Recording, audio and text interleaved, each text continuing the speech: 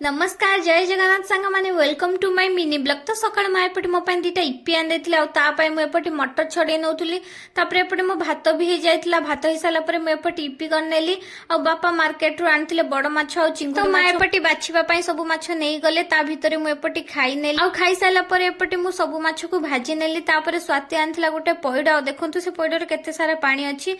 तो सेपटे पइडा पानी पी साला परे मु बहुत दिन हेलानी मो स्किन केयर टिके करनथिली तो सेथिपाई मु एपटे टिके स्किन केयर करदेली आ कला भितर मोर एपटे टिके गालर कट लागि गला। पर एपटे मु बेसन हळदी महू टिके आ गोलाप जळ टिके देकी एपटे फेस पैक बनेली तापरे ताकू मो मुह सारा प्लास्टर करनेली। तो तापरे मु खाई नैथिली खाई साला परे टिके रेस्ट नेकी एपटे संध्या टाइम रे टिके मुडकी खाई नैथिली तापर टिके चा कर नैथिला आ देखंतु एपटे केते जोरे वर्षा आसला ना सेथिपाई मा आ बापा धान ऊपर पालो घोड़ौछंती। तो तापर एपटे आमे आसिकी खाई नेलु। तो जदि आज वीडियोटी मोर भल लागिथिबो ता लाइक सब्सक्राइब करिवे। बाय।